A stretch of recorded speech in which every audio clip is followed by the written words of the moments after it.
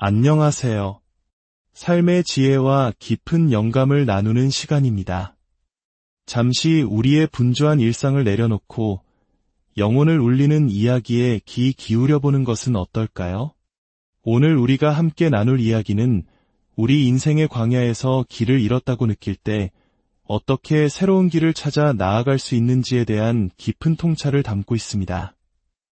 이야기에 귀 기울이시기에 앞서 잠시 시간을 내어 구독과 좋아요를 눌러주시면 감사하겠습니다. 여러분의 작은 손길은 저희가 계속해서 이처럼 귀한 지혜를 나누는데 큰 힘이 됩니다. 여러분의 삶에 하나님의 크신 은혜와 평강이 함께하기를 기도하며 이제 이야기의 문을 열겠습니다. 지금 당신이 처한 상황에서 벗어나기 위해 해야 할 유일한 일은 바로 당신의 마음을 바꾸는 것입니다. 성경 잠언에 이런 말씀이 있습니다. 대저 그 마음의 생각이 어떠하면 그 위인도 그러한즉 그렇습니다. 당신이 마음을 바꾸는 그 순간 세상 그 누구도 당신을 억누를 수 없습니다. 이것은 생각의 전환, 즉 패러다임의 전환에 관한 이야기입니다. 혹시 오랫동안 같은 자리를 맴돌고 있지는 않으신가요? 그 이유는 어쩌면 당신의 생각이 계속해서 당신의 가장 약한 부분, 당신의 발목에만 머물러 있기 때문일지도 모릅니다. 하나님께서는 당신이 손을 뻗어 위대한 일을 이루길 원하시는데 당신의 시선은 상처 입고 약해진 발목에만 고정되어 있는 것이지요. 옛날 이스라엘 백성이 광야를 헤맬 때의 이야기로 거슬러 올라가 보겠습니다. 그들은 매일 아침 하늘에서 내려오는 만나라는 신비로운 음식을 먹고 살았습니다. 하나님께서 베푸시는 일방적인 은혜였죠. 그들은 그저 나가서 거두기만 하면 되었습니다. 하지만 하나님께서는 그들이 만나를 사용하지 않고 쌓아두는 것을 금하셨습니다. 정해진 시간 안에 먹지 않으면 벌레가 생겨 먹을 수 없게 되었죠. 어제의 빵을 오늘의 전투를 위해 비축하는 것은 허락되지 않았습니다. 이는 매일매일 새로운 은혜를 신뢰하라는 깊은 가르침이었습니다. 그렇게 수십 년의 세월이 흐르고 그들이 마침내 약속의 땅을 눈앞에 두었을 때 성경에는 아주 짧지만 거대한 충격을 주는 한 구절이 기록됩니다. 마치 거대한 망치가 내리치는 듯한 문장이죠. 그리고 만나는 그쳤다. 생각해 보십시오. 지금까지 당신의 삶을 지탱해주던 것이 더 이상 작동하지 않을 때 당신은 어떻게 하시겠습니까? 지난 수십 년간 너무나도 익숙했던, 당연하게 여겼던 하나님의 공급 방식이 아무런 예고 없이, 아무런 예언도 없이 준비할 시간조차 주지 않고 갑자기 멈춰버린 것입니다. 우리 중 많은 이들이 과거에 효과가 있었던 방법이 더 이상 통하지 않을 때 하나님의 은총을 잃어버렸다고 생각하며 절망에 빠지곤 합니다. 이스라엘 백성도 마찬가지였습니다. 하늘에서 내리던 만나는 그쳤고 그들을 이끌던 위대한 지도자 모세는 죽었습니다. 그들이 의지하고 익숙해져 있던 모든 것이 한순간에 무너져 내린 것입니다. 그들은 산기슭에 주저앉아 통곡했습니다. 저는 오늘 바로 그런 혼란과 단절을 경험하고 있는 분들에게 말씀드리고 싶습니다. 당신에게 익숙했던 모든 것이 붕괴되었습니다. 이제 당신은 아무런 설명서도 정해진 규칙도 확실한 보장도 없이 앞으로 나아가야만 합니다. 다음 한 걸음을 내디디려면 오직 믿음으로만 가능합니다. 만나는 그쳤고 모세는 죽었지만 우리의 삶이라는 위대한 행진은 계속되어야 하기 때문입니다. 모세의 뒤를 이은 지도자 여호수는 이 거대한 변화 앞에서 마치 책의 각주처럼 작지만 혁명적인 한마디를 던집니다. 너희의 양식을 준비하라. 매일 아침 그저 음식을 거두기만 했던 사람들에게 이 말은 얼마나 혁명적인 생각이었을까요? 이제 하나님께서 말씀하시는 것입니다. 이제부터는 너의 참여 없이는 아무것도 이루어지지 않을 것이다. 너의 생존을 위한 양식에 너의 투자가 필요하다. 나의 자비에만 의존해서 올 수 있는 길은 여기까지다. 너의 다음 식사는 너의 직접적인 참여를 요구할 것이다. 이것은 의존적인 관계에서 상호의존적인 관계로의 전환을 의미합니다. 하나님은 우리를 쉬운 길에서 젖을 떼게 하시는 것입니다. 당신이 과거의 경험을 바탕으로 광야에서 복받는 12가지 방법 같은 책을 썼을지도 모릅니다. 반석에서 물이 나고 광야에서 뱀을 들어 올렸던 기적들에 대해 잘 알고 있을 겁니다. 하지만 하나님께서는 말씀하십니다. 나는 이제 경기 규칙을 바꾸겠다. 과거에 통했던 방법은 지금 통하지 않을 것입니다.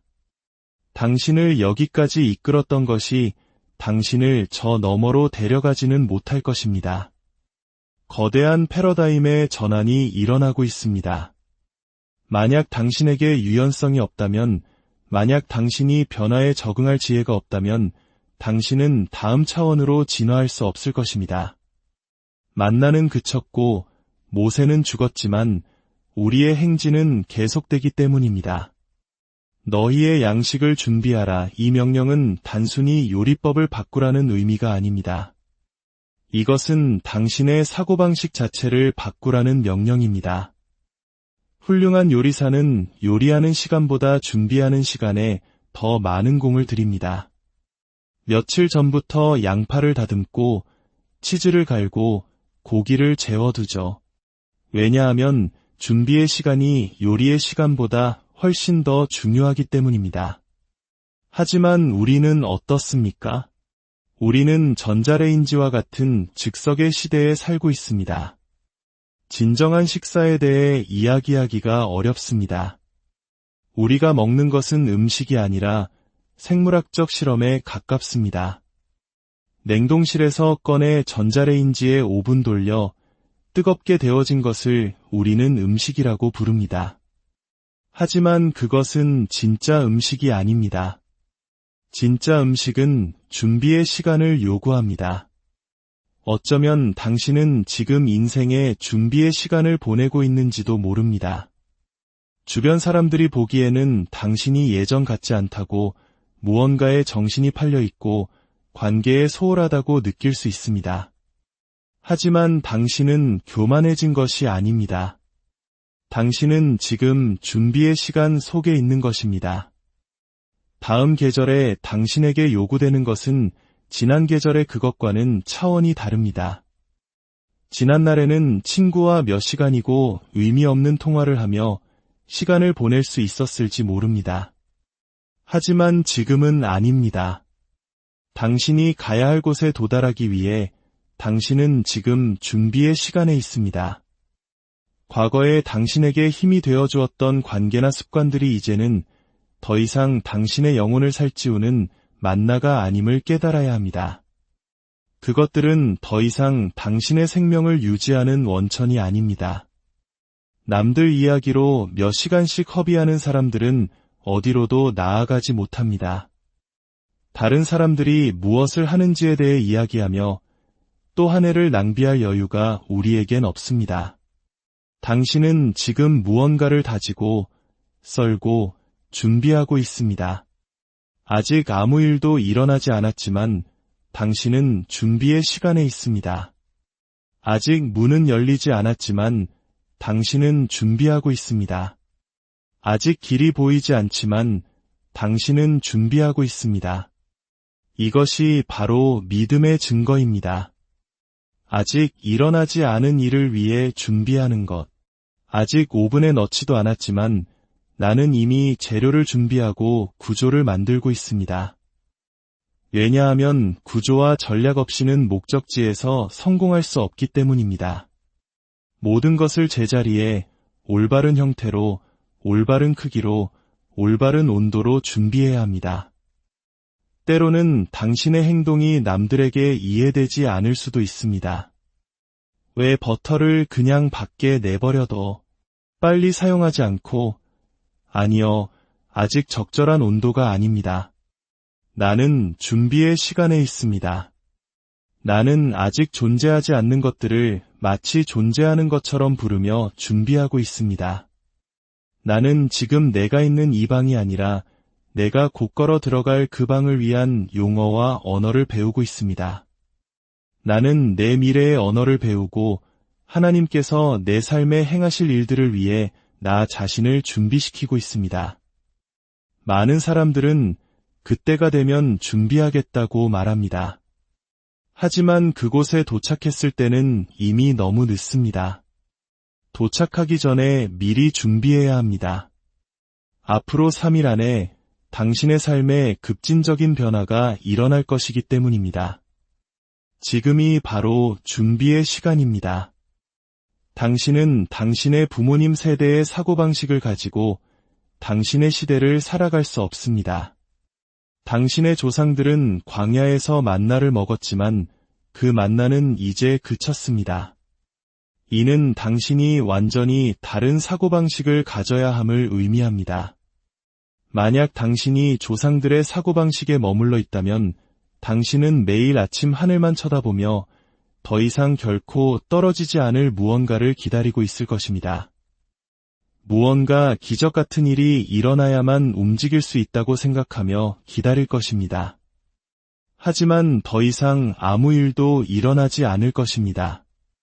준비의 시간은 당신의 마음가짐이 당신의 자산을 결정한다는 것을 의미합니다. 만약 내가 당신의 마음에 그것을 심을 수 없다면 당신의 삶에도 그것을 가져올 수 없습니다. 당신의 마음이 여전히 만나를 기다리며 하늘을 쳐다보고 있다면 당신의 손은 결코 당신의 양식을 준비하지 않을 것입니다. 당신의 삶에 큰 변화가 찾아올 때, 예를 들어 결혼을 하거나 부모가 될 때 새로운 반지를 끼는 것만으로는 충분하지 않습니다. 낡은 사고방식을 가지고 있다면 아무 소용이 없습니다. 독신 여성의 사고방식을 가진 채 결혼 생활을 할 수는 없습니다. 독신 친구들의 조언은 당신의 결혼 생활을 망가뜨릴 수 있습니다. 형제여, 당신은 독신 남성의 사고방식을 가진 채 남편이 될 수 없습니다. 육체적으로는 그 자리에 있지만 감정적으로는 부재한 상태일 것입니다. 사고방식의 힘이 얼마나 강력한지 탕자의 비유를 통해 살펴봅시다. 그는 아버지와 형제를 떠나 돼지우리 밑바닥까지 떨어졌습니다. 돈도, 친구도, 가족도, 정체성도 모두 잃었습니다. 이름조차 없는 비참한 존재가 되었습니다. 그런데 그 상황에서 단 한 가지가 변했습니다. 천사가 나타난 것도 하늘에서 성경이 떨어진 것도 아니었습니다. 돼지는 여전히 돼지였고 음식물 찌꺼기는 그대로였으며 가족들은 여전히 멀리 있었습니다. 변한 것은 오직 그의 마음뿐이었습니다. 성경은 그가 발가락 사이에 지늘기 낀 채로 스스로에게로 돌아왔다고 말합니다. 지금 당신이 처한 상황에서 벗어나기 위해 해야 할 유일한 일은 당신의 마음을 바꾸는 것입니다. 그가 돌아오기를, 그녀가 돌아오기를 기다릴 필요가 없습니다. 그들이 당신의 길을 열어주기를 기다릴 필요가 없습니다. 당신의 마음을 바꾸는 것 외에는 아무것도 필요하지 않습니다. 당신이 마음을 바꾸는 그 순간 누구도 당신을 막을 수 없습니다. 이것이 바로 사고방식의 전환입니다. 나는 더 이상 아침에 무언가 떨어지길 기다리며 서 있지 않을 거야. 예전에 통했던 방식은 더 이상 통하지 않아. 이제 내 사고방식을 바꿀 거야. 내 손이 더러워져야 한다면 그렇게 할 것입니다. 아침 일찍 일어나야 한다면 그렇게 할 것입니다. 밀이 가루가 될 때까지 쳐야 한다면 나는 그것이 되어야 할 모습이 될 때까지 칠 것입니다. 왜냐하면 나의 손은 나의 마음가짐을 반영하기 때문입니다. 내가 무엇을 생각하는지 알고 싶다면 내가 무엇을 하는지 보십시오. 만약 당신이 내가 무언가를 하고 있는 것을 본다면 그것은 내가 더 이상 기다리고 있지 않다는 뜻입니다. 하나님께서 말씀하십니다. 누군가 와서 너를 구해줄 거라는 기대를 멈춰라. 그들은 오지 않는다. 너의 사고방식을 바꾸고 빵이 보일 때까지 그 밀을 치기 시작해라. 하늘에서 더 이상 빵은 떨어지지 않을 것입니다. 당신은 당신의 삶을 뒤바꿀 약속을 위한 준비의 계절에 있습니다. 이제 준비해서 소유로 나아갈 시간입니다. 그것은 당신의 것이지만 당신이 쟁취해야 합니다. 그것은 저절로 당신의 현관문 앞으로 찾아오지 않을 것입니다. 당신이 소유해야 합니다. 다른 사람이 그 안에 살고 있을 때라도 당신은 그것을 쟁취해야 합니다. 성경은 천국은 침노를 당하나니 침노하는 자는 빼앗느니라 고 말씀하셨습니다. 이제는 수동적으로 기다리는 영혼에서 벗어나 하나님께서 당신에게 주신 것을 되찾아야 할 때입니다. 원수가 당신에게서 훔쳐간 것을 되찾으십시오. 당신의 것이 아니라고 말했던 것을 되찾으십시오. 당신의 삶에서 일어나지 않을 것이라고 말했던 것을 되찾으십시오. 당신은 그것을 소유해야 합니다. 당신이 만약 고용되지 않는다면 스스로를 고용하십시오.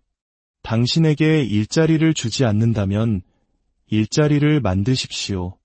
당신에게 자리를 주지 않는다면 당신만의 테이블을 만드십시오. 이제 하나님의 약속을 소유할 준비가 되었습니다. 이제 이야기의 가장 깊은 부분으로 들어가 보겠습니다. 사도행전에 나오는 태어날 때부터 걷지 못하는 한 남자의 이야기입니다. 그는 매일 성전 미문이라는 아름다운 문 앞에 앉아 구걸하며 살았습니다. 그의 마비는 그의 발목뿐만 아니라 그의 삶 전체에 그의 생각과 기대 속에 깊이 뿌리내려 있었습니다. 그는 역기능 주변에 자신만의 생태계를 구축했습니다. 어느 날 베드로와 요한이 그 앞을 지나갑니다. 그들은 말합니다. 은과 금은 내게 없거니와 내게 있는 이것을 내게 주노니 나사렛 예수 그리스도의 이름으로 일어나 걸으라.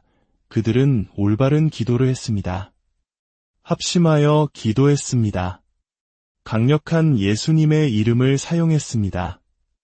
그러나 남자는 일어나지 않았습니다.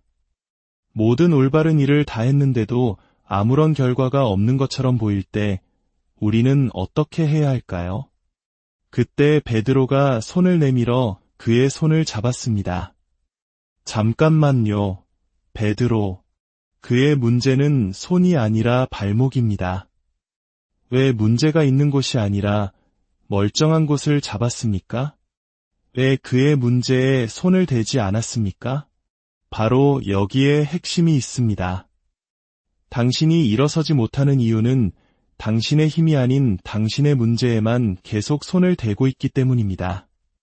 당신이 옳은 것이 아닌 잘못된 것에 대해서만 계속 생각하는 한 당신은 결코 일어설 수 없습니다. 베드로는 그의 발목을 잡지 않았습니다. 그는 그의 손을 잡았습니다. 왜냐하면 발목은 부러졌을 때도 손은 여전히 작동하고 있었기 때문입니다. 하나님께서 말씀하십니다. 나는 부서진 것을 통해 일하는 것이 아니라 이미 작동하고 있는 것을 사용하여 부서진 것을 고칠 것이다. 하나님께서는 당신이 부서진 것에 대해 기도하고 있다는 것을 아십니다. 하지만 하나님께서는 당신 안에서 이미 온전히 작동하고 있는 것을 사용하실 것입니다. 당신이 부서진 것에서 마음을 떼고 이미 온전히 작동하고 있는 것에 대해 생각하기 시작할 때까지 당신은 결코 이 마비 상태에서 살아남을 수 없을 것입니다. 당신의 마음은 발목에 있지만 당신의 기적은 당신의 손에 있습니다. 베드로가 그의 손을 잡는 순간, 그 순간 당신이 당신의 발목을 만지는 것을 멈추는 그 순간 성경은 그의 발목이 즉시 힘을 얻었다고 말합니다. 이것은 예언적인 말씀입니다. 하나님께서는 부서진 곳을 만지시는 것이 아니라 축복받은 곳을 만지실 것입니다. 당신이 오랫동안 같은 자리에 머물렀던 이유는 당신의 마음이 계속해서 당신의 발목, 당신의 약점으로 향했기 때문입니다. 당신의 마음이 발목에 있을 때 하나님께서는 당신이 손을 뻗기를 원하고 계셨습니다. 힘은 당신의 손에 있습니다. 잘못된 것을 되새기는 것에 있지 않습니다. 누가 당신을 떠났는지, 누가 당신에게 상처를 주었는지 되새기는 것에 있지 않습니다. 하나님께서는 그 힘은 너의 손에 있다고 말씀하십니다. 그 남자가 치유를 받아들이는 것이 얼마나 어려웠을지 상상해 보십시오. 마비는 그의 발목뿐만 아니라 그의 마음에도 있었습니다. 그가 평생을 바쳐 구축한 모든 것, 구걸을 통해 생계를 유지하던 그의 삶의 방식이 나아짐으로써 모두 위태로워지는 것입니다. 어떤 사람들은 망가진 상태로 살아가는 법을 터득했습니다. 그들은 역기능주의의 생태계를 만들었습니다. 그들은 사랑이나 평화 속에서 어떻게 존재하는지 모릅니다. 그래서 익숙한 싸움과 거절을 스스로 만들어냅니다. 나아지는 것은 두려운 일입니다. 내가 걸을 수 있을까? 어떻게 걷는 거지? 그는 한 번도 걸어본 적이 없습니다. 치유된다는 것은 완전히 새로운 세상, 미지의 세상으로 들어가는 것을 의미합니다. 하나님께서는 당신의 삶에 작동하는 무언가가 있다는 것을 당신이 알기 원하십니다. 작동하지 않는 것에 대해 그만 이야기하십시오. 당신의 기적은 부서진 것을 통해서가 아니라 작동하는 것을 통해 올 것입니다. 적은 당신이 작동하는 것에서 주의를 분산시켜 부서진 것만 보게 만들려고 합니다. 당신을 상황의 마비 속에 머물게 하려는 것입니다. 하지만 하나님께서는 당신의 삶의 변화를 이끌고 계십니다. 그리고 그 변화는 진짜 변화여야만 합니다. 한순간에 그의 발목이 힘을 얻었습니다. 수술로도 이렇게 할 수 없습니다. 수술을 했다면 재활치료를 거쳐야 했을 것입니다. 이 남자는 평생 걸어본 적이 없습니다. 기적의 가장 큰 부분은 그의 발목이 힘을 얻은 것이 아니라 그가 일어서서 걷기 시작했다는 것입니다. 그 근육들은 한 번도 그렇게 움직여 본 적이 없습니다. 그는 기적을 얻었을 뿐만 아니라 아무런 치료도 필요 없었습니다. 그는 일어서서 뛰고 찬양하며 다음 차원으로 들어갔습니다. 오랫동안 갇혀 있었고 오랫동안 마비되어 있었지만 하나님께서 당신을 다음 차원으로 인도하실 것입니다. 당신은 오랫동안 그 문 밖에서 안을 들여다보기만 했습니다. 사탕가게 유리를 통해 들여다보는 아이처럼 부러워하고 생각만 했습니다. 하지만 이제 당신은 그 안으로 걸어 들어갈 것입니다. 아니, 당신은 그 안으로 뛰어 들어갈 것입니다. 그리고 그 안에서 당신은 하나님을 찬양하게 될 것입니다. 당신 곁에 계셨던 주님이 아니었다면 당신은 결코 그곳에 도달하지 못했을 것이라는 사실을 알게 될 것이기 때문입니다. 그가 성전 안으로 들어와 걷고 뛰며 하나님을 찬양했을 때 사람들은 놀랐습니다.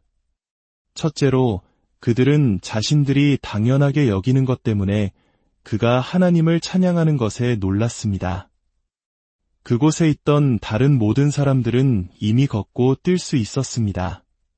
그래서 그것은 그들에게 정상이었습니다. 하지만 이 남자는 너무 오랫동안 밖에서 갇혀 있었기 때문에 하나님께서 마침내 문을 열어주셨을 때 그는 다른 사람들에게는 평범한 일로 하나님을 찬양하고 있었습니다. 변화가 끝나면 가지지 못했던 자들이 가지게 될 것입니다. 그리고 항상 가졌던 사람들과의 차이점은 항상 가지고 있으면 감사하지 않는다는 것입니다. 하지만 항상 밖에서 갇혀 있다가 하나님께서 마침내 문을 열어주셨을 때 당신은 그저 걷고 뛰는 것이 아니라 또한 하나님을 찬양하게 됩니다. 왜냐하면 당신은 얼마나 오랫동안 문 밖에 갇혀 있었는지를 기억하기 때문입니다. 오늘 저는 당신에게 선포하고 예언합니다. 당신은 이 문 앞에서 죽지 않을 것입니다. 당신이 생존을 위해 구축한 이 악순환 속에서 죽지 않을 것입니다. 성령께서 당신을 잡아당기실 때 그 이끄심을 거부하지 마십시오. 당신의 발목에 대해 걱정하지 마십시오. 당신의 구걸통을 버리십시오. 당신이 성령의 이끄심에 반응한다면 당신이 일어서는 동안 하나님께서 당신의 발목을 다루실 것입니다. 당신은 마비 상태에서 패러다임의 전환으로 나아갈 것이며 다시는 그 문 앞에서 보이지 않을 것입니다. 다시는 구걸하지 않을 것입니다. 하나님께서 당신의 깊은 내면을 치유하고 계십니다. 이 말씀이 여러분의 마음에 깊은 울림을 주었다면 구독과 좋아요로 이 희망의 여정에 동참해 주십시오. 여러분의 작은 행동 하나하나가 또 다른 영혼에게 하나님의 사랑과 위로를 전하는 귀한 통로가 될 수 있습니다. 주님의 크신 평화가 오늘 여러분의 모든 걸음과